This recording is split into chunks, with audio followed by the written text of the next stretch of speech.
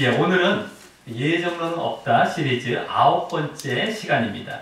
이 요한복음과 사도행전에서 이제 7본문을 마치고 지난주부터 로마서로 들어가서 오늘이 로마서 2번째 본문인데요.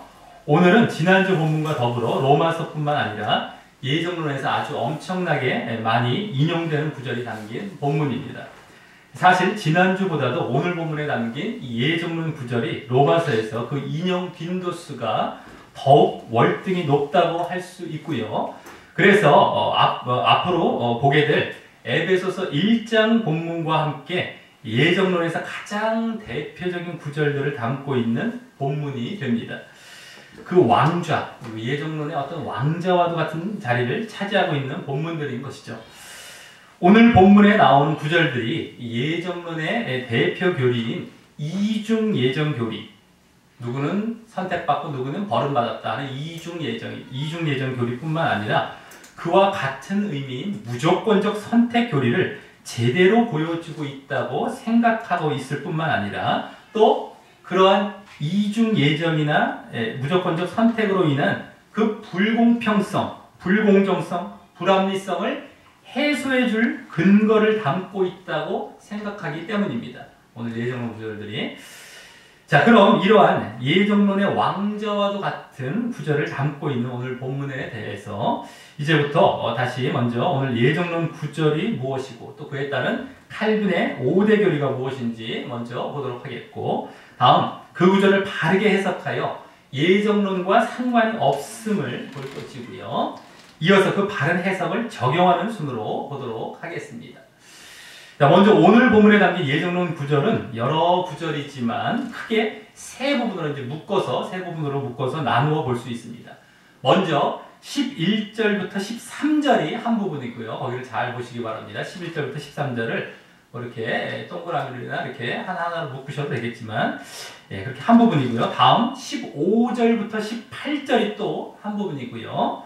또 다음 20절과 21절 내지는 20절부터 23절 전체가 될 수도 있는데 어쨌든 21절, 23절까지가 이제 한 부분입니다. 또 그래서 11절부터 23절까지의 그 말씀들 중에서 구절들 중에서 질문을 하고 있는 14절, 19절을 빼고는 거의 모두가 다 인용이 되고 있어요. 엄청나게 많죠. 때로는 19절, 14절도 때로 인용되기도 합니다만 어쨌든 거의 다 여기는 아주 그냥 예정론에서 얼마나 정말 좋아하는 구절이 많이 인용하는 구절인지 모릅니다. 자, 그럼 먼저 11절부터 13절에서는 첫 번째 부분인 그 부분에서는 특히 어떤 말씀으로 이제 그렇게 예정론을 주장하냐면 거기 보시면 택하심을 따라 되는 하나님의 뜻이 행위로 말미암지 않고 11절이죠. 오직 부르시는 이에게로 말미암아 서게 하사라는 말과 그래서 이제 13절에 야곱은 사랑하고 에서는 미워하였다라는 말이 그 예정론을 뒷받침한다고 하는데요. 그래서 이 부분에서는 칼빈의 5대 교리 중 주로 무조건적 선택의 교리를 주장하고요. 택하심, 부르시는 외에서 무조건적 선택. 그보다 이제 또한 예정론의 기본 교리 중 이중 예정 교리를 주장합니다. 거기 야곱은 사랑하고 에서는 미워했다, 그죠? 누구는 선택하고 누구는 버렸다, 이런 식의 이중 예정 교리를 이제 주장합니다. 사실 그 구절이 예정론에서 그 이중 예정 교리의 가장 대표적인 구절이고 하나의 맏형과도 같은 그러한 역할을 하는 구절입니다. 아주 대표적인 구절입니다. 야곱, 에서 이거 비교하고. 자, 다음 15절부터 18절 부분, 두 번째 부분에서는 특히 그 모두를 요약하고 있는 저 18절에 하나님께서 하고자 하시는 자를 긍휼히 여기시고 하고자 하시는 자를 강팍히 하시느니라 라는 말 때문이고요. 그래서 이 부분에서도 역시 이중 예정 교리를 주장하며, 그죠? 거기 긍휼히, 강팍해, 그죠? 누구는 그 선택, 누구는 이렇게 유기, 버림, 이런 식으로 보면서 이중 예정 교리를 주장하며 더불어 예정론의 시작점이자 전제 조건이 되는 하나님의 절대 주권에 대해서도 말하기도 합니다. 하나님께서 하고자 하시는 이런 하고자 하시는 이렇게 나오면서 절대 주권 하나님께서 이걸 이제 그래서 주장하기도 합니다. 자, 다음 세 번째 부분은 20절부터 23절 부분에서는 특히 대표적으로 21절에 토기장이가 진흙 한 덩이로 하나는 귀 있을 그릇을, 하나는 천 있을 그릇을 만드는 권이 없느냐라는 말 때문이고요. 그래서 여기서는 이제 앞부분들에서 주장된 이중 예정, 그죠? 귀 있을 그릇, 천 있을 그릇 해가지고 이중 예정이나 또 하나님의 절대 주권 모두를 주장합니다. 절대 주권은 이제 토기장이를 이제 하나님으로 비유한 것이죠. 그래서 토기장이 비유라고 하는데 어쨌든 이 하나님의 절대 주권 주장하면서도 특히 이중 예정의 근거로서 그 하나님의 절대 주권을 주장하는데 대표적으로 사용합니다. 그냥 이중 예정뿐만 아니라 이중 예정의 근거가 된다는 것이죠. 자, 이거 봐라. 이걸 나 무슨 말 할래? 앞에서도 물론 그런 근거의 어떤 내용도 나왔지만 근거가 될 만한 내용이 될 수 있지만 이것을 아주 제일 강력하게 이제 이렇게 내밉니다. 이거 봐. 이렇게 절대 이중 예정이 근거가 이거다. 그죠? 그래서 앞서 말씀드렸듯이 이중 예정이나 무조건적 선택을 주장하면 그 교리를 주장하면 그에 따른 하나님께서 불공평하시다는 의문점, 불합리하시는데요? 하는 의문점이 반드시 따라 나오게 되어 있는데 그것을 해소해줄 아주 좋은 구절이자 다행스러운 구절로 여기면서 말입니다. 그래서 이 구절과 함께 이제 로마서 11장의 33절, 11장 33절에 거기 보면 하나님의 깊은 지혜를 우리는 알 수 없다라는 내용으로 거의 그 불합리성을 대변하는 데 사용합니다. 이 구절과 그 부분을 함께 묶어서 아주 대표적으로 이거 도대체 생각하면 말이 안 되는데요. 하나님 너무 불공평하신데요. 하면 딱 이 구절을 들어야 돼요. 마음대로 할 수 있는 권위 없느냐? 거기는 우리는 다 그 깊은 지혜를 알 수 없어. 우린 잘 몰라. 그냥 무조건 해놓으신 거야. 우린 잘 몰라도 그냥 믿어. 하는 식의 어떤 식으로 그 두 구절이 딱 형제와도 같이 제일 많이 이거를 대변하는 데 사용되고 있다는 겁니다. 자, 그럼 오늘도 이러한 예정론 교리를 주장하면서 예정론자들이 주장하는 그 모순되거나 얼토당토 않는 말 몇 가지를 말씀드리겠습니다. 한 두세 가지 정도. 자, 먼저 어떻게 말하냐면 하나님의 선택이 불공평하다고 비난할 권리가 우리 인생에게는 전혀 없다면서 그 이유로 죄인은 절대적으로 하나님의 선택에서 유래되는 복에 대해 아무런 권리도 갖고 있지 못하기 때문이다 라고 말합니다. 즉 이 말이 무슨 말이냐면 어차피 모두 죽을 운명이었는데 거기서 며칠 건진다고 어떤 사람을 건진다고 해서 그 나머지 원래 죽을 운명에 처해 있던 자들이 무슨 말할 것이 있느냐. 어차피 당신들은 죽을 운명이었어. 그거 불공평하지 않지 않아? 억울한 거 없지 않아? 어차피 죽을 운명이었는데 이걸 얘기하는 거예요. 이런 논리입니다. 자, 이것이 지금 맞는 논리입니까? 이것이 정말 불합리하지 않고 불공평하지 않는 논리입니까? 어차피 당신도 죽기로 돼 있었는데 얘들 건졌는데 왜 그래? 이걸 주장하는 거예요. 어차피 큰일 납니다, 이거. 여기서 이런 논리를 이게 뭡니까? 생각하지, 할 줄 모른다면 큰일 난 거예요. 한쪽만 지금 보고 있는 거거든요. 이게 지금 한쪽만 보는 겁니다. 한쪽만. 지금 선택받는 입장에서는 옳다고 하는 거예요. 완전히 편파적으로, 편파적이고 눈먼 말이 아닐 수가 없습니다. 그럼 건진 사람은 왜이며, 건진 사람이 없다면은 말이 되죠. 어차피 다 죽을 운명이었다면 다 같이 거기서 갑자기 왜 건지시냔 말이에요. 누구는 왜 건지셨냐는 거예요. 그건 이제 갑자기 외면한 거죠. 그러한 어떤 작용, 건지시는 어떤 그러한 일이 없었다면은 공평하신 것이죠. 근데 갑자기 다 죽을 운명이었는데 누구는 왜 건지셨냐. 건지심의 그 일은 왜 하셨냔 말이에요. 불공평이 거기서 들어가는 거예요. 나머지 사람들 어떻게 했습니까? 그것에 대해서. 나는 왜 안 건져주십니까? 나는 왜 지옥에 그냥 내버려 두십니까? 라는 말을 당연히 하게 됐죠. 네? 그리고 이게 공평한 게 아니죠. 그 건지는 작업이 없었다면 어차피 죽을 운명에 있는 사람이 어차피 죽었다 한들 그 말이 될 수가 있겠죠. 근데 말도 안 되는 그런 얘기를 한 것입니다. 자, 그리고 더 큰 문제는 하나님께서 나중에 이제 심판을 하시게 되죠. 성경에 분명히 나옵니다. 이 심판에 대해서. 근데 무엇을 기준으로 심판하신단 말입니까? 이 사람들은 그냥 아무 이유 없이 심판받는 거예요. 저 사람 거기서 이제 결정적으로 이제 문제가 되는 것이죠. 그게 무슨 지옥 가고 정말 멸망받는 것이 아무 일이 아닌 겁니다. 얼마나 엄청난 일인 건데 그게 예? 심판받아서 무엇을 기준으로 심판합니까? 그렇게 하나님께서 심판할 기준이 없습니다. 심판 자체도 필요가 없고요. 이미 결정이 났기 때문이죠. 이미 결정이 났습니다. 누구는 천국 가고 누구는 지옥 가고 이미 결정이 났어요. 자, 그래서 사실 예정론은 이 심판 자체를 무시하게 됩니다. 잘 얘기를 안 해요. 벌써 아까 그 논리에서도 벌써 모순된 데다가 불공평한 데다가 또 좀 더 나아가서 심판까지 나아가면 완전히 이건 뭐 벽에 부딪힌 건데 그렇기 때문에 심판은 얘기를 잘 안 하게 될 수밖에 없죠. 한다 하더라도 그냥 너희들은 그냥 유기당했어요. 처음부터 그냥 뭐 이렇게 넘어가는 말도 안 되는 얘기를 하죠. 자, 그래서 아예 무시하게 되고요. 그래서 잘 무시하게 되고 그래서 결국 지옥도 무시해요. 지옥도 그냥 구원받고 선택받은 사람 입장만 얘기해요. 자꾸 그러니까 뭐 심판 지옥은 다 무시하고요. 그래서 또 지옥으로 이끌려는 지옥으로 지금 계속해서 멸망으로 이끌려는 마귀도 무시하게 돼요.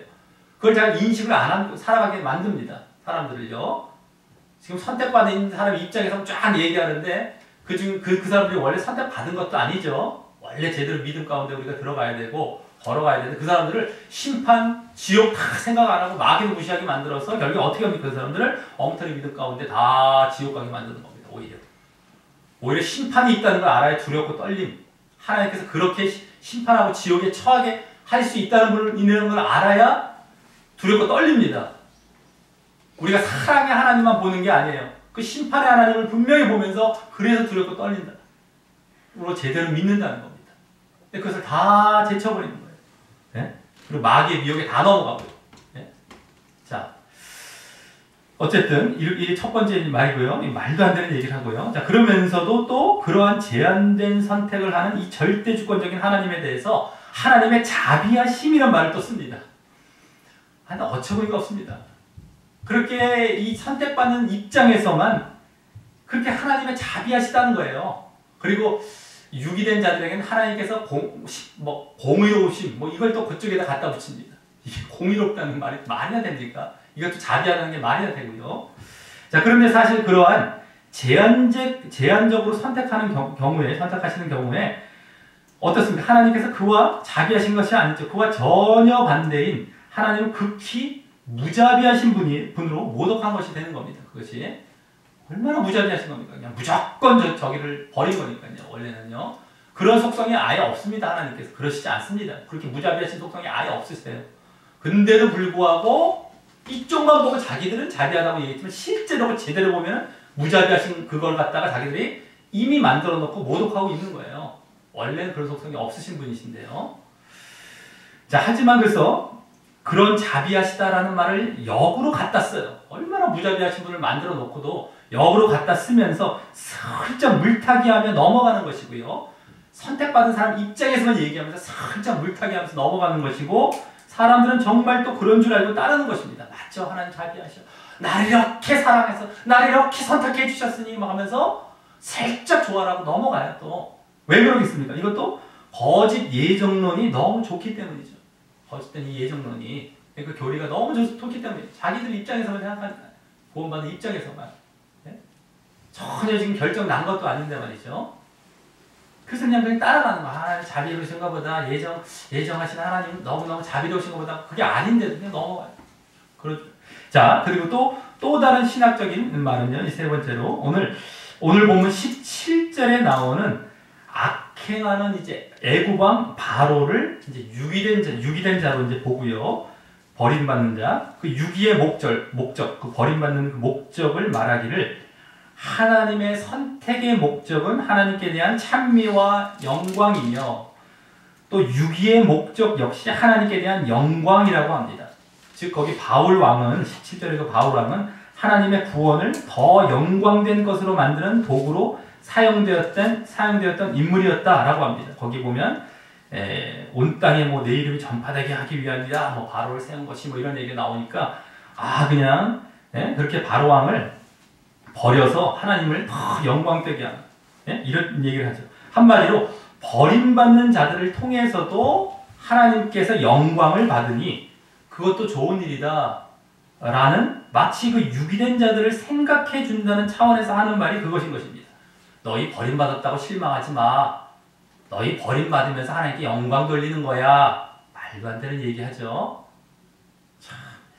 자, 그럼 당신이 그렇게 유기되어 지옥 가면서 하나님께 영광 돌리겠습니까? 라고 물어보면 그들은 입을 딱 다뭅니다. 말 못해요. 근데 혹시라도 아주 이 거짓거리, 거짓 교리에 충만해서 나 그럴래 이런 사람이 있어요. 나 그럴래. 나 그럴 수 있어 이런 사람이 있어요. 그 사람은 어떤 사람입니까? 전혀 지옥 가는 것이 어떤 것인지도 잘 모르고 있는 사람이고요. 안 믿고 있는 사람인데 지옥 자체를 잘 안 믿고 장난으로 알고 있는 사람이에요. 이 사람은 지옥을 갖고 천국과 지옥이 좀 어떤 것이라는 것을 잘 알지도 못해요. 그러니까 막 교리 갖고 또 거짓거리에 충만해 갖고 말도 안 되는 이 논리를 내세우면서 이 지금 그 말씀이 아니거든요. 좀 이따 보겠지만 17절에 버림받는 자들을 통해서는 영광 받는 예? 이러고 있습니다. 이 말씀 잘못 보면서. 요게 이제 또 버림받는 자들을 대변하는 그것에 대한 어떤 걸 대변하는 말씀으로 주로 사용되는 겁니다. 이 바로 왕이 버림받는데 어떤 영광을 돌린 거 아니냐 이렇게 말씀을 보면서 네? 아주 그냥 어떻게 찾아갖고 그 예정론에 껴 맞추려고 그냥 한 겁니다. 아주 이 신학적인 말이나 이 교리 논리를 보면 너무너무 어처구니 없습니다. 나중에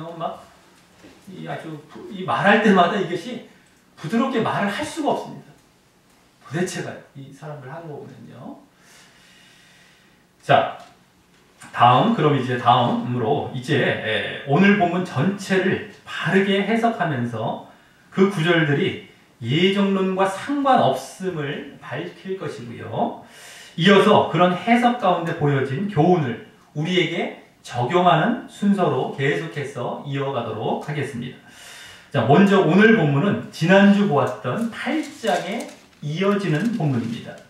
그런데 지난주 8장까지에서는 로마서 1장에서부터 복음의 내용으로 시작한 그 뭡니까? 믿음으로 말미암는 의를 이루기 위한 그 믿음이 육신을 좇지 않고 영을 좇아 몸의 행실을 죽이고 죄를 짓지 않으며 영을 쫓는다는 것은 그런 겁니다. 그래서 육을 죽인다는 것이 한마디로 그래야 우리가 영을 쫓는 것이지 나 믿으니까 당연히 영적으로 믿는 거 아니야? 이거 아닙니다.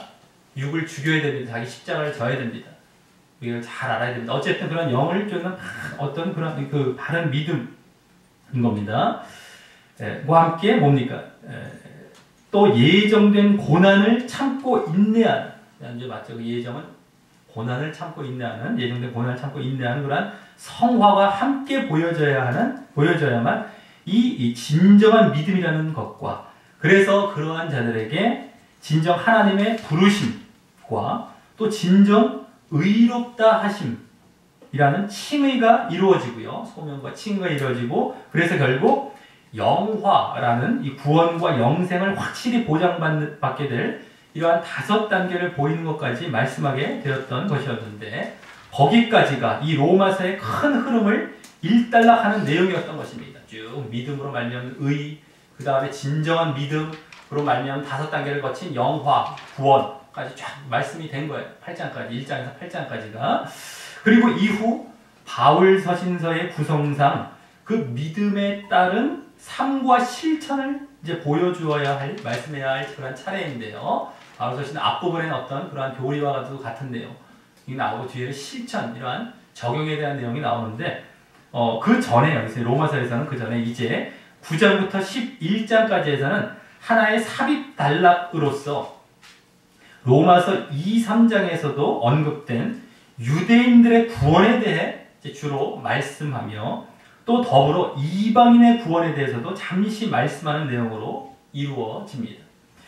유대인들은 로마서 2, 3장에서 할례로 대표되는 그 율법을 하나님께로부터 자신들만 받았다는 어떤 선민의식과 특권의식을 갖고 자신들은 당연히 하나님께로부터 선택받았기에 이 선민이라는 것이 선택받은 민족이죠. 어쨌든 그런 선택받았기에 구원으로 나아갈 것이라고 생각했지만 바울 사도는 표면적, 겉으로만의 그 유대인이 아닌 이면적, 그 내면의 유대인이 유대인이라면서 영적 유대인, 영적 이스라엘을 말씀했고요.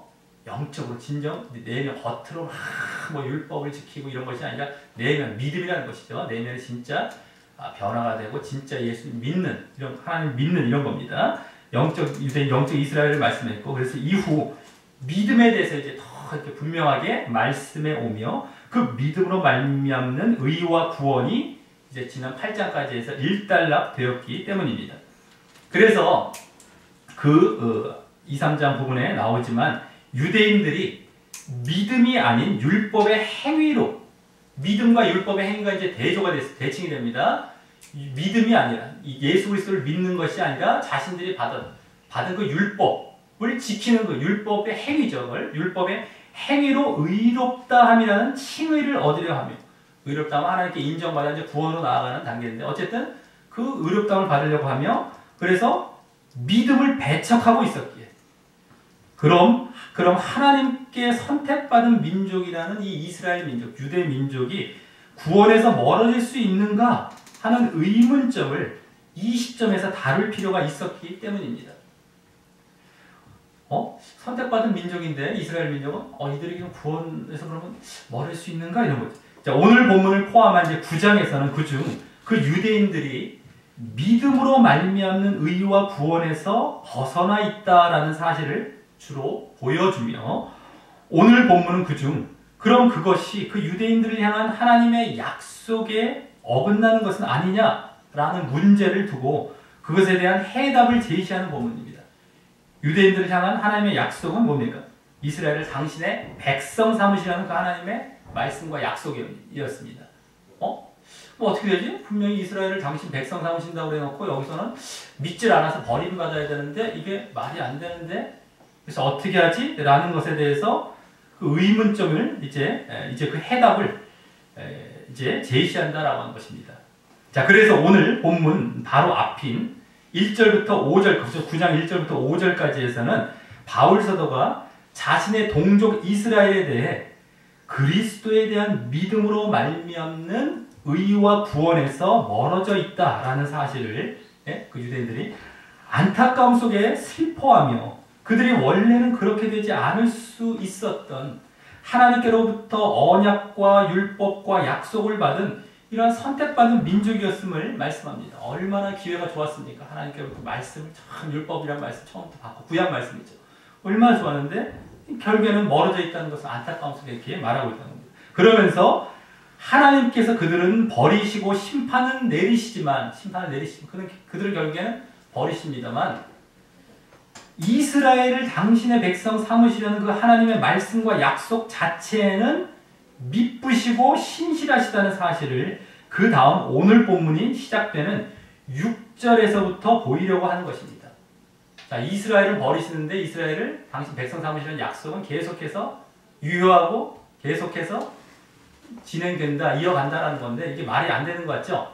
전자는 육적 이스라엘이고 후자는 영적 이스라엘입니다. 이제 좀 이따 이제 보게 되겠지만 육적 이스라엘은 버리십니다만 이제 그 이스라엘이 육적 이스라엘 그냥 어떤 민족적, 육신적인 민족적인 어떤 이스라엘은 버리시지만 영적인 이스라엘로 그 자리를 대체하게 되는 겁니다. 그래서 이스라엘을 당신 백성 삼으시는 약속이 계속 이어가게 된다라고 하는 것이죠. 영적 이스라엘로. 자, 그래서 이제 6절에서는 이제 그것이 6절부터 보여지는데 이제 6절에서는 원래 그러나라는 말을 나를 의미하는 그러나입니다. 원래 또한이 아니라 이제 그러나를 의미하는 또한으로 시작하면서 하나님의 말씀, 즉 하나님의 약속의 말씀이 폐하여진 것 같지 않도다라고 말씀합니다. 다음에 왜냐하면 그 다음 부분에 왜냐하면 이런 말이 생략되어 이제 9절까지 저 9절까지 해서 이스라엘에게서 났다고 다 이스라엘이 아니고 또 구약에서 하나님께서 아브라함의 씨가 다 하나님의 자녀가 아니라 오직 아브라함이 하나님의 약속을 믿고 낳은 이삭으로부터 난 자라야 내 씨, 즉 하나님의 자녀가 될 것이라고 하셨다고 하면서 그래서 그 말씀을 바울은 아브라함이 약속을 믿지 못하고 자신의 뜻대로 그것이 이제 육신적으로 나왔다는 것이죠. 여기 육신의 자녀라는 것이 바로 그겁니다. 하나님의 약속을 주셨어요. 하나님께서 이때 이제 내가 아들을 주리라. 아브라함은 나이가 많아서 이제 날 수도 없는 나이인데도 불구하고 아들을 주리라 이 약속을 주었어요. 근데 그 약속을 중간에 잘 믿고 가다가 잘 믿지 못하고 자기가 육신적으로 여종 하갈, 자기 아내 사라가 아니라 여종 하갈을 이렇게 통해서 여종을 통해서 아들을 낳았어요. 이스마엘이라는 아들을 낳았죠. 그래서 그것을 여기 육신의 자녀라고 하는 건데, 육신의 자녀. 그 이스마엘이라는 아들 시작으로 한 육신의 자녀의 후손이 아니라 바로 그와 같이 하나님의 약속을 믿고 그 이후에 다시 하나님의 약속을 받고 이제 이가 정신 차리고 다시 믿음을 갖고 계속해서 믿다가 여기 13년 후에, 그죠? 이스마엘을 낳고 한 13년 후에 100세가 되었을 때 이삭을 낳습니다. 약속을 믿고 있다가, 약속을 믿은 겁니다. 믿고 나온 그 이삭을 시작으로 한 약속의 자녀와 후손이, 예? 그게 약속의 자녀죠. 믿음으로 말미암아 난 겁니다. 아까는 자기 뜻대로 낳은 것이고요. 자, 그래서 그 약속의 자녀 후손이 여기 씨라고 말한 하나님의 자녀로 여기심을 받는다고 이제 해석하고 있는 것입니다. 자, 9절에서는 덧붙여서 하나님께서 아브라함에게 주신 약속의 말씀이 무엇이었는지 보여주고 있고 말입니다. 뭡니까? 거기 명년, 내년이죠. 이때에 내가 이르리니 사라에게 아들이 있으리라 라는 말씀이었죠. 이삭이라는 아들이었죠. 약속의 자녀, 약속을 믿고 나온 아들 이삭입니다. 아브라함에게 이삭이라는 두 아들이 있는데 이스마엘은 육신의 자녀, 자기 뜻, 믿음이 없이 하나님 믿지 못하고 난 거고, 이거는 하나님의 약속을 믿고, 이삭은 하나님의 약속을 믿고 나온 약속의 자녀입니다. 자, 그래서 이제 약속을 믿는 그러한 후손이 이 하나님의 자녀가 된다는 말입니다. 약속을 믿는, 믿음을 가진 이겁니다. 그게 하나님의 자녀가 된다는 이 말입니다. 그래서 이후 이제 예수님을 믿는 믿음을 가진 자들이, 그 믿음이요, 약속을 믿는 믿음이 이제 예수님을 믿는 믿음과 그대로 이어집니다. 앞부분에서도 설명되는 게 나와요.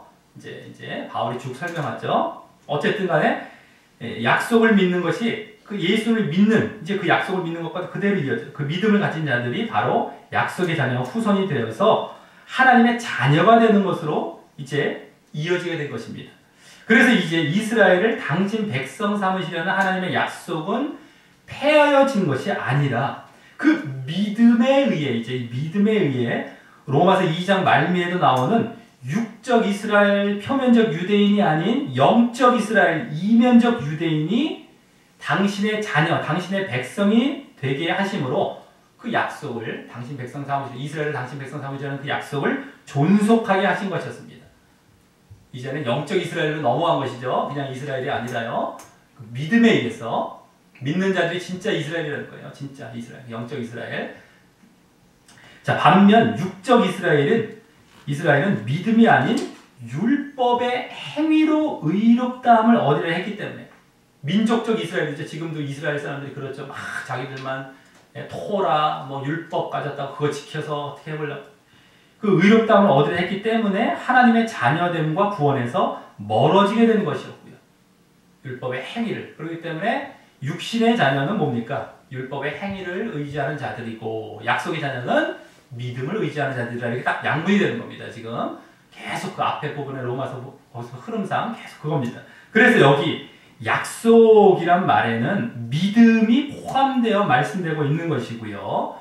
이제 그와 같은 믿음을 바탕으로, 이거 잘 봐야 됩니다. 이 믿음이 지금 밑에 깔려 있어요. 바탕에 깔려 있습니다. 그 믿음을 바탕으로 다음 10절부터 13절에서 아브라함의 그 약속의 첫 아들인 이삭으로 말미암은 그 이삭의 두 아들 야곱과 에서 또한 그와 같이 약속과 믿음에 의해 낳게 되었음을 보여줍니다. 이때 이제 예정론 구절이 나오는데 그것이 예정에 의한 것이 아니라 믿음에 의한 것임을 벌써 볼 수 있는 것이죠. 문맥만 봐도. 예? 이게 지금 약속을 믿음을 얘기하고 있습니다. 그러면서 아브라함의 이제 아들 이삭, 아까 나왔지만 그 말씀드렸지만 그 이삭의 아들입니다. 그러니까 아브라함의 손자죠.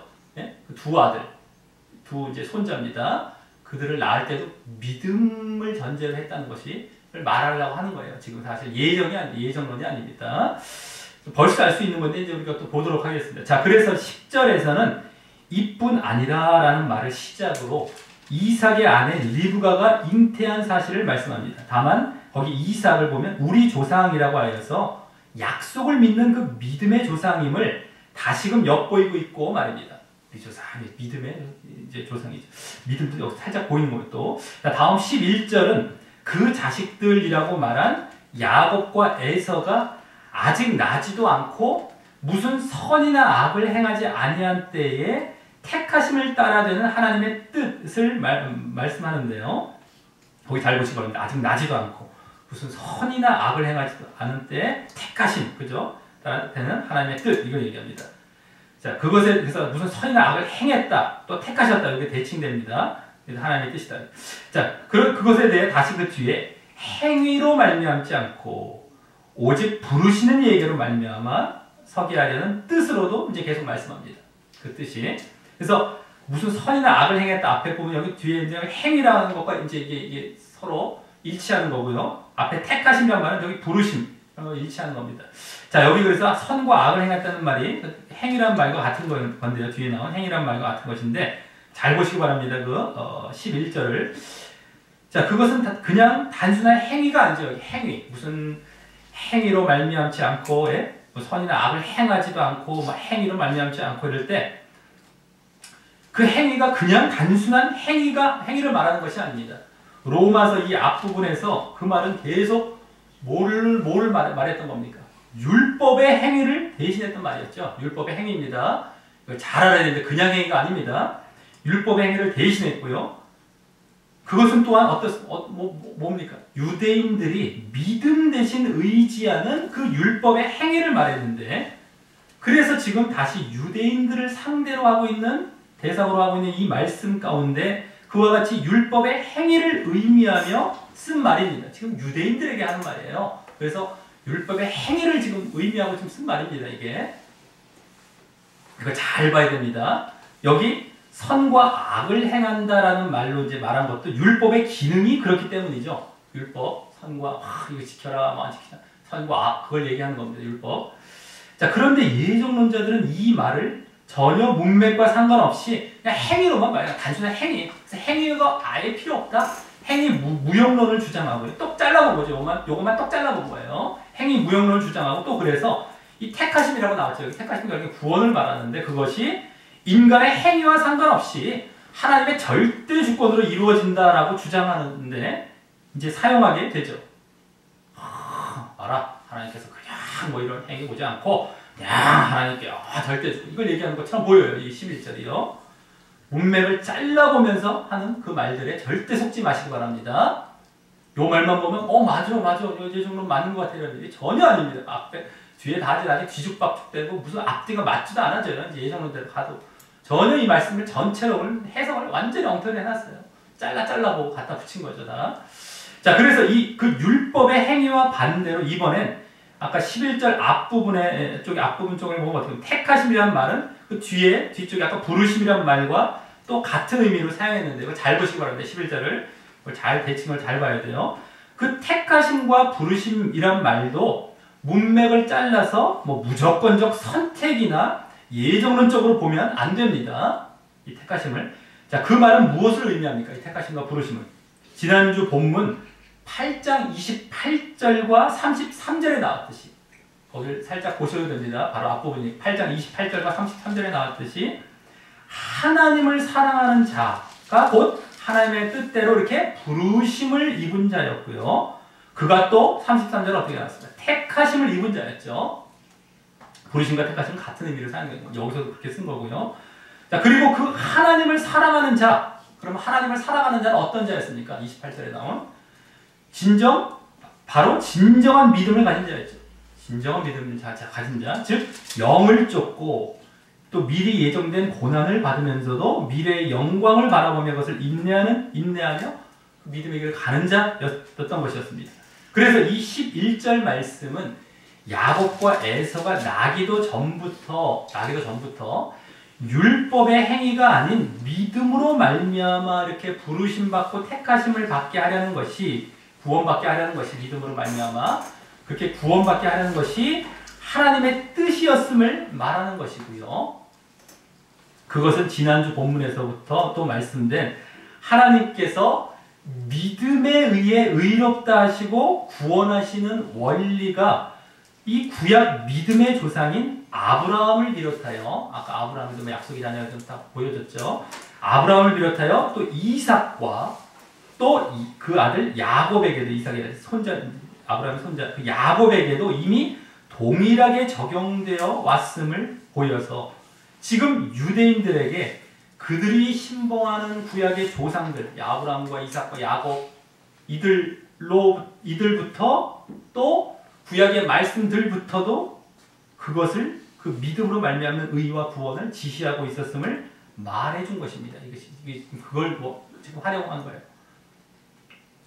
이 아브라함과 이삭과 야곱은 믿음의 조상이라고 얘기하지 않습니까? 아예 신약 히브리서 말씀 같은 걸 보면서 믿음입니다. 믿음 그들로부터도 여기서도 그 얘기한 거예요.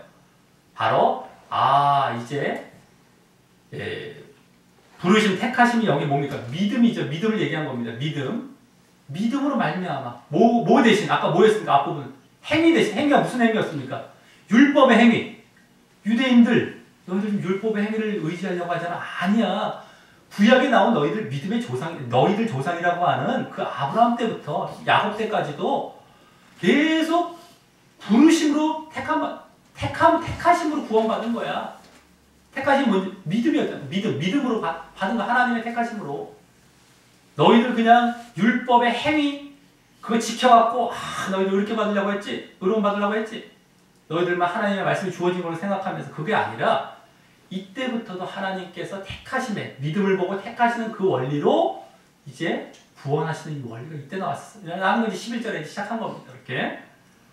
자, 그래서 다음 12절에서는 그렇게 믿음으로 부르시고 의롭다 하시고 구원하시는 그 원리를 위해서 이삭 때부터도 하나님께서 이삭의 아내 리브가에게 큰 자가 어린 자를 섬기리라고 하셨다라고 합니다. 섬기리라 하셨다. 이는 형 에서가 동생 야곱을 섬길 것을 예정하신 것이 아니라 지금 보았듯이 그들의 믿음 여부에 의해 예지하시고 예언하신 것입니다. 그리고 이 예언은 또 개인에 대한 예언도 아니고요. 공동체와 민족에 대한 예언이었습니다. 그래서 나중에 개인적으로는 형 에서가 그 동생 야곱을 섬긴 일이 그들 생애 가운데는 전혀 없게 되고요. 우리가 말씀드린 번역이 나오지 않습니다. 나중에 형 에서가 이룬 그 에돔 민족이 동생 야곱이 이룬 이스라엘 민족을 섬기게 되는 모습으로만 그 예언이 이루어지죠. 그래서 이게 민족적인 얘기였다는 겁니다. 개인적인 얘기가 아닙니다. 그래서 또 창세기 25장 23절에서는 이 12절의 예언 바로 앞에 이제 아예 어떤 말씀이 나와 있냐면요. 두 국민이 내 태중에 있구나. 두 민족이 내 복중에서부터 나누이리라 라고 그 국민과 민족에 대한 예언임을 보이고 있고요. 아예 여기서 이제 요거만 딱 나왔지만 그 앞에 민족에 대한 예언임이 창세기 25장 23절에 나옵니다. 나중에 보시기 바랍니다. 또 여기 다음 13절에 여기서 이제 다음 13절에 기록된 바라고 하며 구약 말라기 1장 2절 3절 말씀을 인용한 내가 야곱은 사랑하고 에서는 미워하였다고 하셨다는 그 말씀도요. 분명히 민족에 대한 말씀인 것이었습니다. 말라기에서 민족에 대해서 했던 말씀이 이게 그냥 개인적인 말씀이 아니었습니다. 그걸 인용한 겁니다. 그리고 그들의 믿음의 결과로서 믿음에 대한 결과로서 여기 말라기에서는 얘기했던 것이죠. 그들이 야곱을 믿었기 때문에 그 야곱으로 인한 이스라엘 민족을 내가 사랑했고 그런 어떤 이스라엘 민족은 그러한 믿음 안에 있었기 때문에 하지만 너희들은 그걸 버렸기 때문에 에돔 족속 에서는 버렸기 때문에 나는 그를 미워했다 이 얘기입니다. 하나님을 믿었다 믿지 않았다 이겁니다.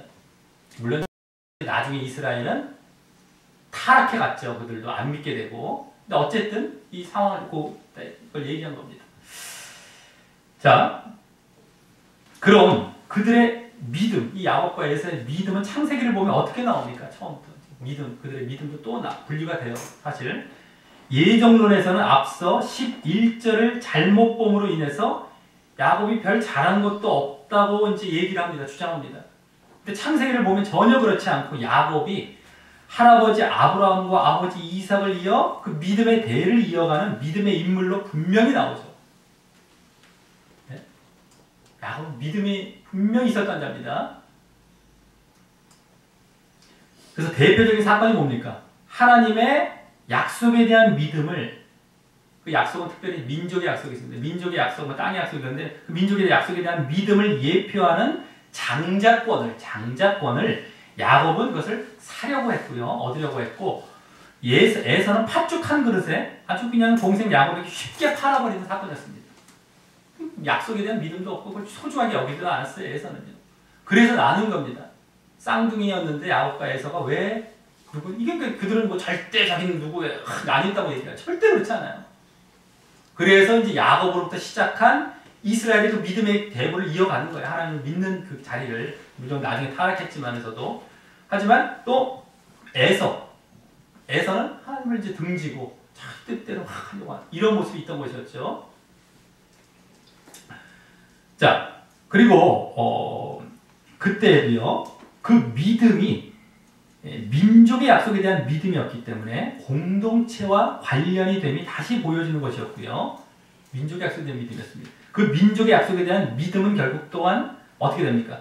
그 민족이 예표하는, 궁극적으로 예표하는 그리스도로 인해 이루어질 하나님 나라입니다. 그거의 약속에 대한 믿음으로 연결되는 것이었습니다. 그것이 이제 진정 우리의 믿음의 아주 그냥 실체죠. 이제는 완전히 이제 이루어진 믿음의 실체가 되죠. 예수 그리스도와 그 나라, 예수 그리스도를 믿고 그 나라를 이제 믿는 것, 약속을 믿는 겁니다. 그래서 이것까지 이제 계속 이어지는 것이었다라고 하는 겁니다. 자, 다음 오늘 두 번째와 세 번째 예정론 구절이 나오는 14절부터 24절까지에서는 지금 보았던 11절부터 13절까지의 말씀을 바탕으로 이의 제기할 수 있는, 그럼 이렇게 되지 않습니까? 하는 이의 제기할 수 있는 질문에 대한 답변하는 형식으로, 질문을 하고 또 답변하는 형식으로 그 질문과 답변을 이제 두 번 반복하여서 이른바 두 질문과 답변 형식으로 전개하면서 결국 저 뒷부분에 가서 앞서 본 그 이스라엘을 당신 백성 삼으시려는 하나님의 약속에 대한 성취로서의 영적 이스라엘에 대해서도 더욱 드러내게 되는 내용이 됩니다. 자, 이제 29절까지 쭉 이제 나오게 되는. 자, 단순히 이 부분이 예정론을 지지해주는 말씀이 아니라 오히려 이제 보게 되겠지만 그 예정론을 반박하고 그와 정반대의 가르침을 주며 말입니다. 자, 그럼 오히려 반대는 이제 반대 가르침을 주는 겁니다. 자, 그럼 먼저 14절부터 18절까지에서는 첫 번째 질문과 답변이 나오는데 먼저 그 질문과 답변이 14절에 요약되어 나옵니다. 먼저 거기 그런즉, 원래 그렇다면입니다. 제대로 그렇다면 이거예요. 아까 11절 13절까지 말씀을 듣고 그렇다면 이겁니다. 우리가 무슨 말 하리요?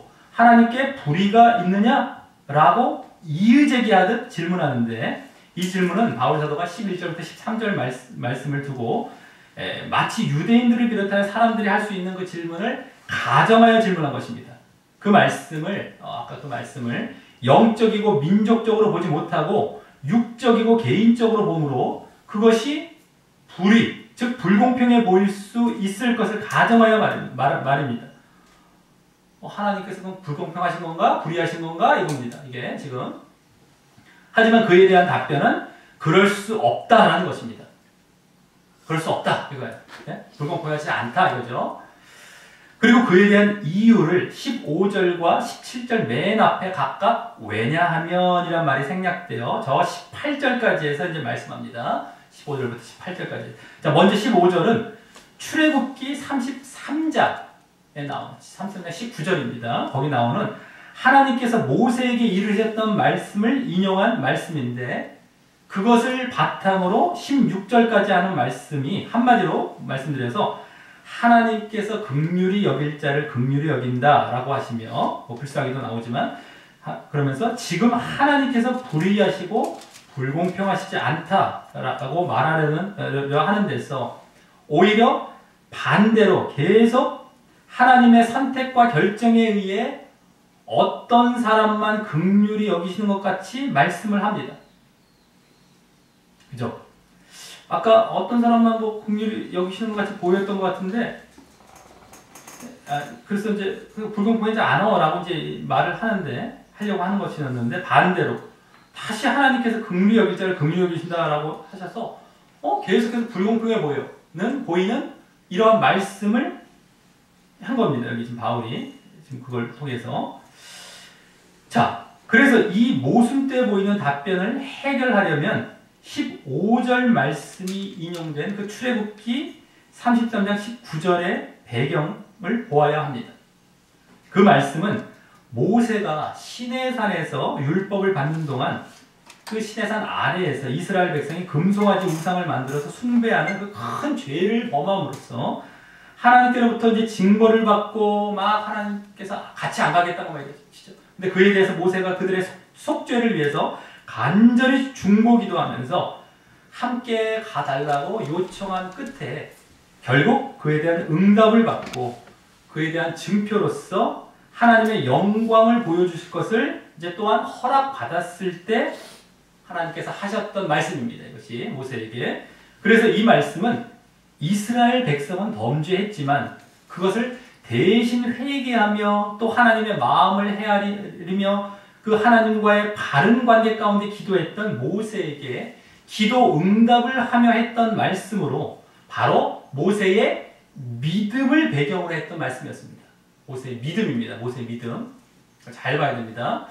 자, 그래서 여기서 하나님께서 긍휼히 여기고 불쌍히 여기시는 기준은 바로 믿음을 그 배경에 두고 한 말입니다. 믿음입니다. 긍휼히 여기시고 불쌍히 여기시는 것은 잘 알아야 됩니다. 이 구약 출애굽기 말씀을 보지 않으면 이게 안 보이는 것인데 이제 보면 뭐예요? 아, 이 믿음을 그 배경에 두었구나. 그래서 다음 16절에 오직 긍휼히 여기시는 하나님으로 말미암음이라라는 말도 자칫 그 말만 보면 그렇게 보일 수 있듯이 하나님의 절대 주권으로 그렇게 기분 내키시는 대로 누구는 긍휼히 여기고 누구는 그렇지 않고를 말씀하는 것이 아니라 그 믿음을 보시고 그렇게 긍휼히 여기신다는 말인 것입니다. 그리고 대신 거기 16절에 원하는 자, 거기 잘 보시기 바랍니다. 16절 원하는 자로 말미암 뭐 이렇게 나고 또 다른 박질하는 자라는 게 나오죠. 그 의미 그것이 말이 의미하는 원하는 자라는 것은 자기 확신하는 거예요. 자기 확신이나 다른 박질한다는 건 자기 노력입니다. 자기 확신을 갖고 막 내가 이렇게 해서 자기 확신이나 자기 노력으로 그렇게 긍휼히 여김 받고 구원으로 나아가는 것이 아니라는 것인데 그 자기 확신이나 자기 노력은 지금 유대인들을 대상으로 말하고 있기 때문에 다른 말로 말하자면 선민의식, 자기 확신은 선민의식. 자기들은 내가 그냥 자기 구원 받는 줄 알아요. 선민의식이 자기 확신. 또 그런 말미암은 율법의 행위입니다. 자기 노력은 율법의 행위입니다. 율법의 행위를 말하는 것입니다. 자, 선민의식과 율법의 행위. 그것으로 되는 것이 아니라 믿음이라는 것이죠. 그래서 율법의 행위가 아니라 다시 여기 대칭이 나온 겁니다. 자, 그리고 지금으로 말하자면요. 구원의 확신을 갖고 자신은 구원이 예정되었다고 생각하며 그것을 어떤 율법의 행위, 뭐 종교 행위죠. 지금 종교 행위 잘하려고 그러고 그래서 그걸로 증명해 보이려는 모습과 닮아 있는 모습인 것이죠. 진정으로 마음을 찢고 진정으로 하나님의 뜻을 쫓는 것이 아니라 율법 행위 겉으로 껍데기 행위만 하고요. 자기는 구원받았다고 예정되었다고 확신하기 때문에 그런 확신을 갖고 말이죠. 껍데기로만 그냥 교회는 다니는데 그냥 구원받았다는 걸 이제 어떤 증명하는 용도로만 하는 거예요. 정말 하나님의 뜻을 쫓고 정말 하나님의 뜻대로 살아가고 마음을 찢고 회개하고 이런 것이 아니라 말이에요. 진짜 믿는 것이 아니라 말이죠. 그것과 그대로 지금 닮아있는 모습이라는 겁니다. 그러니 이 말씀은 예정론을 위한 말씀이 아니라 예정론자들은 그걸 위해서 좀 갖다 쓰지만요. 그것이 아니라 오히려 예정론과 반대되는 말씀을 하고 있는 것입니다. 예정되어서 보여지는 그 말씀, 그러지 말라는 말씀과 똑같은 거예요. 유대인들이 선민의식 갖고 보이는 모습과 예정론자들이 예정의 사상 갖고 보이는 모습과 똑같기 때문입니다. 지금 이것이. 그러지 말라는 거예요. 너희들 진정 믿음으로 가야 된다는 것이 지금으로 말하자면. 자, 그리고 다음 17절에서는 그 모세의 예와 비슷한 예를 들되 이번에는 모세 시대 때 또 모세와는 반대되는 입장에 있었던, 즉 믿음이 없었던 자죠. 믿음이 없었던 애굽 왕 바로의 예를 듭니다. 바로왕입니다. 바로왕. 자, 거기 보면 성경에 바로에게 이르시되라고 하는데 이는 출애굽기 9장 16절을 말하는 것입니다. 성경이라는 것이 출애굽기 9장 16절 구약성 그것을 말하는 것인데 거기 보면 여기와 똑같이 내가 너를 세웠으면 나의 능력을 내게 보이고 내 이름이 온 천하에 전파되게 하려 하였음이니라 라고 나옵니다. 이 말씀은 바로 왕의 그 교만과 강팍함과 완악함으로 하나님께서 이제 10가지 재앙을 내리시는 중에 6번째 재앙인 독종을 내리신 이후에도 바로 왕이 이스라엘 백성을 출애굽하도록 놓아주지 않자 하나님께서 모세를 보내어서 내가 손을 펴서 온역으로 너와 네 백성을 쳤더면 내가 세상에서 끊어졌을 것이나 라는 말씀 바로 뒤에 했던 말씀인 것입니다. 쳤으면 너가 끊어졌을 것이나 근데 그 말씀 바로 뒤에 했던 말씀이에요. 그래서 이 말씀은 하나님께서 아직 너를 참아주고 기다려주고 있다고 하시면서 아직 너를 완전히 멸절시키지 않고 참아주고 기다려주고 있다라고 하시면서 또 그러므로 계속된 재앙을 보내심으로 그러면서 계속 또 재앙을 보내지 7번째도 그러심으로 당신이 세상을 주관하시는 참신이라는 당신의 능력과 이름이 당시 전 세계에 전파되게 하기 위하여 너를 세웠다라는 말씀입니다. 그리고 이 너를 세웠다라는 말은 그를 막 강팍하게 해서 세웠다는 것이 아니라 너를 아직 생존케 하고 그 직위를 유지케 하셨다라는 말이고 말입니다. 너를 내가 그냥 놔두고 내가 이러이러한 용도로 사용한다 이런 겁니다. 지금 이게 아닙니다. 지금. 그래서 이 말씀도 마치 하나님께서 절대 주권으로 바로 왕은 그렇게 되기를 원치도 않았을 텐데 그 바로 왕을 그렇게 억지로 교만하고 악하게 만들었다는 말이 아닙니다. 예? 그런 사람이 어디 있습니까? 세상에 아무리 악하다고 하더라도 자기가 악해지길 원하는 사람이 있어요. 어쨌든 그렇게 교만하고 악하게 만들었단 말이 아닙니다. 그 바로 왕이 원래 충분히 악하고 강팍했지만 그것을 오히려 더 참으시고 내버려 두어 멸망시키지 않고 당장에 멸망시키고 더 참으시고 내버려 두어서 회개의 기회를 주시면서 또 그의 완악함은 당신을 알리시기 위해 사용하셨다는 것입니다. 그러니 이 말씀에서 하나님께서 절대 주권을 갖고 휘두르시는 어떤 독재적인 성품을 봐야 하는 것이 아니라 그 정반대로 하나님의 그러한 주권이 있으심에도 그냥 멸절시킬 수 있는 주권이 있으심에도 오래 참으심과 악인에게도 긍휼하심을 봐야 하는 것입니다. 지금 바로 왕을 참아주고 있는 거예요. 참으시고 이에게도 긍휼을 베풀고 계신 거예요. 좀 이따 나옵니다. 더 자세히 나옵니다만은 어쨌든 그걸 봐야 되는 거예요. 난 몰라. 하나님께서 하셨어. 그냥 멸절시키셨고 버리셨어. 이게 아닙니다. 참아주고 있는 그 긍휼한 자비하심을 봐야 되는 거예요. 여기서 지금 오히려 오래 참으심과 지금 전혀 잘못 보고 있는 것과 전혀 정반대로 말입니다. 얼마나 말씀도 잘못 봐서 하나님을 무자비하게 만들고 얼마나 하나님을 모독하는지 모릅니다. 여기서 얼마나 하나님의 긍휼하심이 여기 넘치고 있는 것입니다. 그것도 그냥 제쳐버리게 되고요. 자, 그래서 다음 18절. 그러니까 이것도 구약 말씀을 비교해서 보면 돼요. 간단합니다. 기록된 말씀하시고 구약 말씀 같이 보고 제대로 좀 보라는 거예요. 제대로 좀. 대충 잘라보고 그냥 예전은 꽉 그냥 못을 박아버리고 거기다 가짜 붙이니까 그냥 엉터리를 보는 것이죠. 다. 예? 자, 그래서 다음 18절도요. 하나님의 절대 주권에 의해 누구는 긍휼히 여겨 선택하시고 누구는 강팍해 여겨 유기하신다는 말이 아니라 그 둘 모두 믿음에 의해 그와 같이 결정하신다는 말씀인 것입니다. 예? 이 믿음이 전제된 겁니다. 그래서 사람의 노력에 의한 그 율법의 행위로 그와 같이 결정된다는 것이 아니라면서 말입니다. 율법의 행위와 지금 믿음을 대조하고 있는 거예요. 계속해서. 예? 믿음에 의해서 그렇게 결정된다. 이것이 지금 긍휼의 글자를 긍휼이고 강팍한 이겁니다. 하고자 하시는 믿음에 의해서 그렇게 결정하신다는 이 얘기입니다. 지금 그냥 억지로가 아닙니다. 자, 그럼에도 또 이 18절 말씀을 잘못 알아듣고 당시에도 그와 같이 이분법적으로 잘못 볼 수 있는 소지가 있었던 것입니다. 그래서 바울은 이제 다음 부분인 19절부터 23절까지 해서 이 문제를 또 중심으로 다시 이의 제기할 수 있는 질문을 가정하며 또 답변하는 형식으로 두 번째 말씀을 합니다. 바울이 가정하면서 하는 거죠. 질문도. 먼저 19절에서 가정한 질문은 그렇다면 하나님이 어찌하여 허물 하시느뇨? 어찌하여 이제 정죄하고 그들을 이제 심판하시는 거죠. 누가 그 뜻을 대적하겠느냐라는 질문입니다. 그래서 18절을 예정론적으로 볼 때 하나님의 이제 주권을 대적할 수 있느냐라고 제기할 수 있는 질문이죠. 하나님의 주권, 누가 대적하겠냐, 뭐 이거죠. 그에 대해서 예정론자는 이제 그걸 또 주장하게 되겠지만, 자, 그에 대해서 20절, 21절에서는 먼저 1차적으로 답변합니다. 여기서는 일단 이 사람아 내가 위기에 감히 하나님을 실문, 즉 논박하겠느냐 하느냐, 지음을 받은 물건이 지은 자에게 어찌 나를 이같이 만들었느냐 라고 말하겠느냐고 하면서요, 하나님을 토기장이로 비유하며, 토기장이가 진흙 한 덩이로 하나는 귀 쓸 그릇을, 하나는 천이 쓸 그릇을 만드는 권이 없느냐라고 합니다. 이 대답은 일단 19절에서 하나님의 주권과 관련하여 질문했기에 그와 같이 대답하는 것입니다.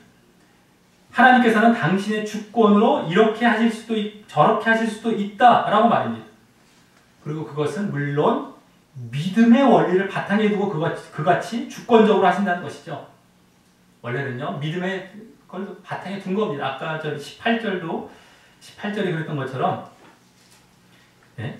믿음을 원래 바탕을 둔 거예요. 예정을 둔 게 아닙니다. 믿음의 바탕을 두고, 이것도 마찬가지로 그 말을 한 겁니다. 믿음을 바탕에 두고 하나 이렇게 하고 하나 이렇게 할 수 없겠느냐? 이겁니다. 믿음에 따라 결정하신다는 거죠. 지금까지 유대인들은 율법의 행위로 결정이 되는 줄 알았는데 그게 아니라 믿음에 따라서 이제 이렇게 된다는 이 얘기입니다. 쉽게 말해서. 자, 그런데 지금 바울 사도는 이 답변을 주된 답변으로 말하려고 하는 것이 아닙니다. 이 답변은 그냥 원론적으로 이제 그렇다는 것이고요. 진짜 하고 싶은 답변은 다음 22절 맨 앞에 그러나 더욱이라는 말이 생략되어서 22, 23절에서 하는 답변입니다. 이 답변이 이제 모든 걸 정리하죠. 이제 여기까지. 자, 그런데 이 말씀을 또 대충 보고 마치 지금 방금 보았던 21절과 같은 말씀으로 보려 하는 경향이 많을 텐데, 그리고 그거 보고 끝날 텐데, 그렇게 보고 끝날 텐데, 그게 아닙니다. 그리고 그렇게 보면 전혀 지금 잘못 알게 되는 것입니다. 이것도. 그래서 잘 보시기 바랍니다. 22, 23절을요. 21절 그 말씀처럼 이게 하신 말씀이 아닌데 더 자세히 이제 실제적으로 이제 진짜 말씀해 주시는 이 말씀입니다. 지금까지를. 자, 쫙 정리하면서. 자, 그래서 앞서 21절에, 그래서 앞서 21절에 귀 쓸 그릇, 천이 쓸 그릇을 여기서 이제 극률의 그릇, 진노의 그릇으로 말하면서, 그래서 극률의 그릇은 선택하시고 진노의 그릇은 유기하시고 버리시는 식으로 말씀하지 않습니다. 네, 잘 보시기 바랍니다. 그래서 진노의 그릇 버린다고 나오지 않죠. 네? 나중에 이제 자, 22절은 그래서 먼저 진노의 그릇에 대해서 하나님께서 진노를 보이시고 그 능력을 알게 하고자 하사, 즉 여기 하사라는 말은 더 정확히 하면서도 이겁니다. 하면서도. 그렇게 번역된 성경도 많죠. 능력을, 그 진노를 보시고 그 능력을 알게 하고자 하면서도 동시에 이겁니다. 그래서 멸하기로 준비된 그 진노의 그릇을 오래 참으심으로 관용하시고 라고 합니다. 그래서 일단 여기 멸하기로 준비되었다는 것은 예정에 의한 것이 아니라 그의 그 불신앙과 죄로 인한 것이죠. 일단은요, 또 믿음이 없음으로 인한 겁니다. 뭡니까? 이게 멸하기로 준비된 것도요. 예정이 아닙니다, 그냥. 자, 그런데 그를 아직 멸하시지 않고 오래 참으심으로 관용, 즉 인내하셨다는 겁니다. 불신앙 가운데 있는 자인데도 그냥 오래 인내하셨다는 거예요. 자, 그럼 이와 같이 한편으로는 그 진노를 보여서 하나님의 능력도 알게 하시면서도 공의의 능력, 심판의 능력, 주관하시는 능력 이런 걸 다 알게 하시면서도 또한 오래 참아주시고 인내하시는 자의 예를 지금 우리가 방금 앞서 본 적이 있었는데 누구였습니까? 바로 저 17절에 나온 애굽 왕 바로 왕이었습니다. 그걸 잘 보셔야 되는데 이게 여기서 그대로 해석되고 있는 겁니다. 바울이 다 해석해주고 있는 거예요. 자, 그래서 이 22절 말씀은 앞서의 17절 말씀을 겉만 보고 잘못 보며 하나님께서 주권적으로 그렇게 무조건 강팍해 하시고 멸하려 하신다고 생각하는 자들에게 그것이 그 뜻이 아니고 원래 이 뜻이다 라는 식으로 다시금 자세히 말하며 바르게 보여주고 있는 말씀입니다. 하나님께서 원래 뭐뭐 하려 하신 것이 아니라 뭐뭐 하려 하신 것이라면 이렇게 하려 하신 것이라면 무슨 말 할래? 라는 의미로 말이죠. 여기 무슨 말 할래? 라는 말은요. 저 23절 뒷부분에 말미에 나오죠. 하셨을지라도 무슨 말 하리요? 이겁니다. 원래 무슨 말 할래? 원래 이거라는 것이죠. 그래서 하나님께서 진노의 당신의 능력도 보이시면서 그걸 오래 참고 멸망시키지 않으셨어요. 잘 봐야 됩니다. 여기 지금 멸망이 나오는 게 아닙니다. 오래 참으시면 이렇게 관용한 게 나와요. 여기서 갑자기 예정론적으로 보면 딱 이게 말이 안 돼. 왜 멸망이 안 나오고 왜 유기가 안 나오지? 관용이 나오네. 여기서 이제 말이 안 되는 거예요. 딱딱 가득. 자, 또 이어서 23절에서는 또한이란 말과 함께 지금 방금 봤던 그와 같은 분위기의 말을 이어가는데 이번에는 긍휼의 그릇이죠. 약간 진노의 그릇이죠. 긍휼의 그릇들에 대해서입니다. 이 그릇도 여기 영광받도록 예비하신 바라는 말은 예정에 의한 것이 아니라 그의 믿음과 의로 인한 것이죠. 믿음과 믿음입니다. 그리고 그 긍휼의 그릇에 대해서는 그 영광의 부요함을 알게 하고자 하셨다라고 합니다. 영광의 부요함을 알게 하고자. 긍휼의 그릇에 대해서는 앞서처럼 누구에게? 온 땅과 세계 만민들에게 말입니다. 네? 쫙 알려주시려고 하는 것이죠. 영광의 부요함을. 자, 그 영광의 부요함을 알게 하시는 것은 이 영광의 부요함은요. 이 영광이 지금 계속 8장에 지난주에도 뭘로 나왔습니다. 구원입니다. 구원.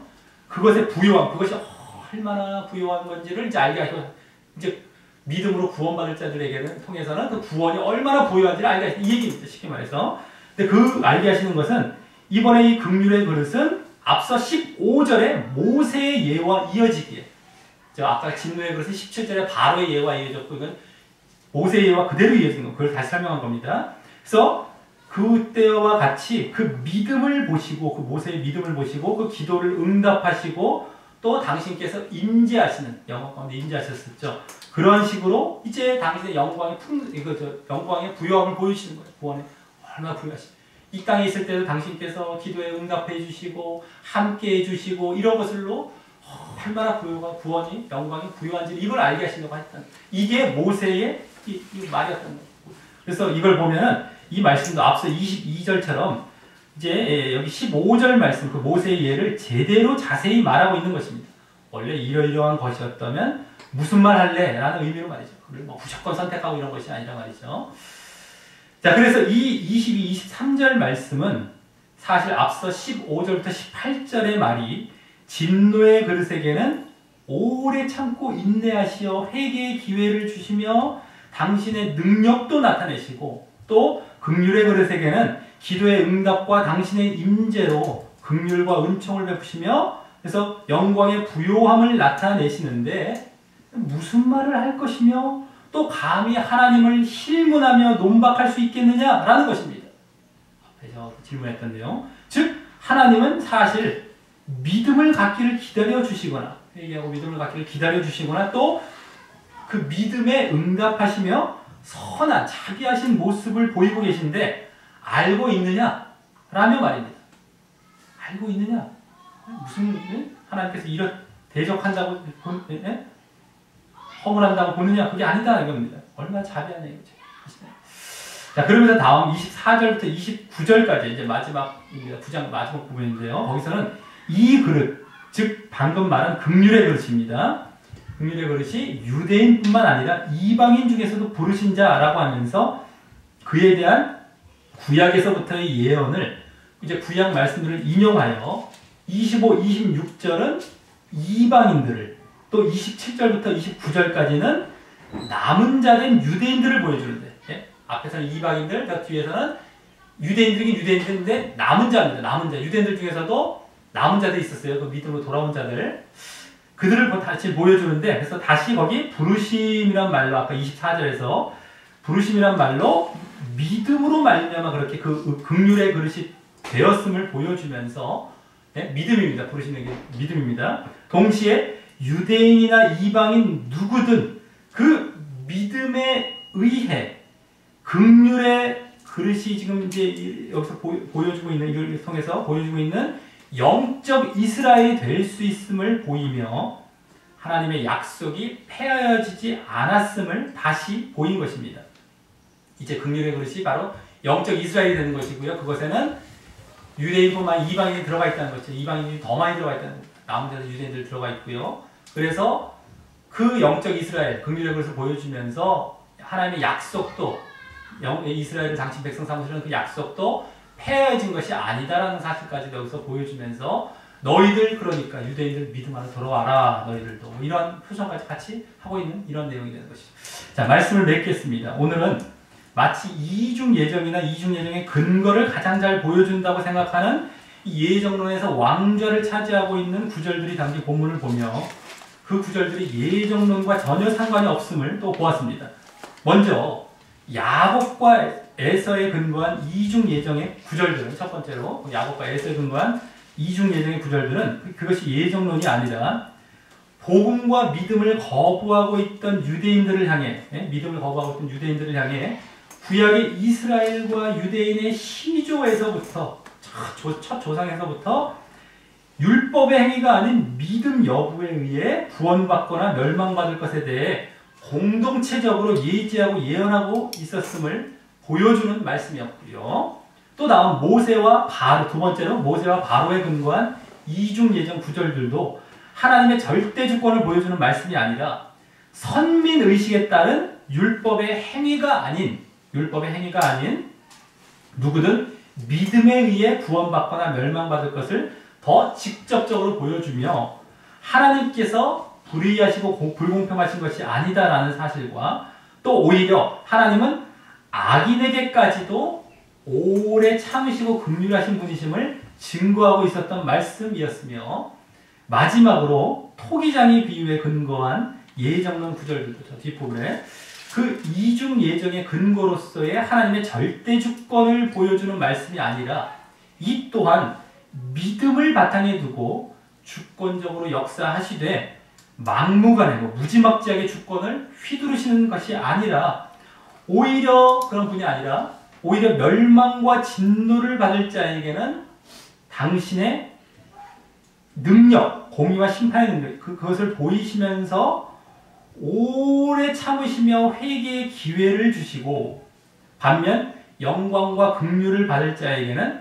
기도도 응답하시고 영광도 나타내시며 그 나중에 받을 영광, 구원의 부요함이 어떠한지 알게 하시는 분이심을 보여주며 하나님께서 막 허물하시는 분이 아니라 오히려 긍휼이 많으시고 오래 참으시는 분이심이었음을 이제 보여주는 말씀이었습니다.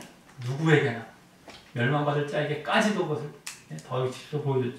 자, 그래서 오늘 본문 앞부분과 그 뒷부분에서는요, 믿음으로 말미암는 영적 이스라엘을 보여주며, 믿음으로 말미암는 겁니다. 영적 이스라엘을 보여주며 누구든 그 영적 이스라엘에 들어가고 그래서 아직 폐해지지 아니한 하나님의 약속에 참여할 수 있음을 보이고 있었던 것입니다.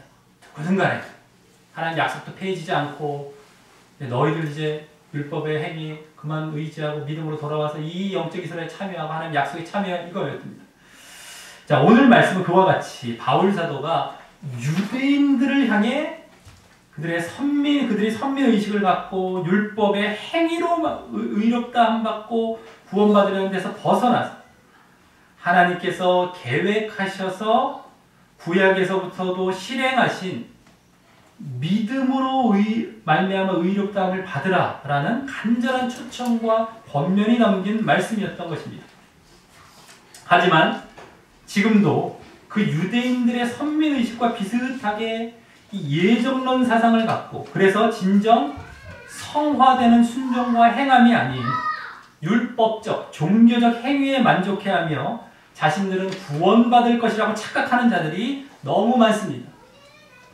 그런 자들에게 오늘 말씀은 거기서 벗어났어 진정한 믿음으로 들어오라고 똑같이 초청하고 권면하고 있는 것입니다. 오늘 유대인들에게 선민의식과 함께 율법의 행위에 의지하는 것 벗어나는 것처럼 지금 똑같습니다. 예정론 사상 갖고 말이죠. 그냥 종교행위 정도로 끝나면 구원받을 걸 착각하는 자들에게 벗어나라. 이 메시지가 똑같아요. 그러니 오늘 말씀은 예정론자들이 그렇게 굳게 믿고 거짓 위안을 삼듯이 예정론을 어떤 지지하는 말씀이 아니라 오히려 예정론에서 벗어나라고 알려주고 있는 말씀인 것입니다. 예정론을 지지하는 말씀이 아니에요. 예정론을 벗어나라는 거예요. 오히려 제대로 보면은요 이거를. 근데 얼마나 적반하장격으로 이걸 갖고 예정론의 대표적인 말씀, 가장 왕자를 차지하는 말씀으로 이걸 사용하고 있으니 하나님의 뜻은 전혀 알지도 못하고 있어요. 그럼 마귀가 이제 이게 장난치면 다 이 사상과 교리가 되는 것이죠. 이것도. 그래서 오늘 두 질문하는 모습 속에서도 얼마나 그 말씀을 잘못 보며 잘못 알아듣고 엉뚱한 길로 갈 수 있음을 보여주고 있었듯이, 그래서 바울이 두 번 질문을 자기가 가정하며 막 질문하면서 답변했잖아요. 그런 것처럼 그렇게 전혀 잘못된 자리에서 벗어나서 말입니다. 자, 우리 모두 오늘 말씀을 잘못 보며 이러한 예정론에 빠지는 것을 늘 조심하면서 오히려 오늘 말씀을 통해 알게 된 하나님의 긍휼하심과 오래 참으시는 성품에 감사함. 얼마나 독재적인 분이 아니에요? 난 몰라, 하나님께서 그렇게 하셨대. 이게 아니죠. 하나님 그냥 긍휼하시고 자비하신 분이세요. 넘치시는 분입니다. 나는 몰라, 토기장이 뭐 이러니까 난 모르겠어, 버렸대. 야, 그러면 또 무자비한 건데 몰라 이러고 있어요. 우리는 알 수 없어 이러고 하나님을 모독하고 있고 전혀 그게 아니에요. 여기 나오는데요. 얼마나 긍휼이 믿지 아니하여서 멸망 가운데 나아가는 자들에게도 참아주고 계시는 거예요. 그래서 그것을 우리가 정말 알고 거기에 감사하며, 그래서 진정 바른 믿음을 늘 가짐으로 아직도 폐허지지 않은 하나님의 약속에, 하나님의 그 이스라엘 백성 삼으시는 그 약속은 아직까지도 흘러가고 있어요. 우리가 영적 이스라엘에 대해서 참여하는 것이죠. 그 약속에 이제 우리가 영적 이스라엘이 되어 참여하고, 그래서 결국 진정한 영광과 구원 가운데 들어가시는 자 되시기를 예수님의 이름으로 간절히 축원합니다.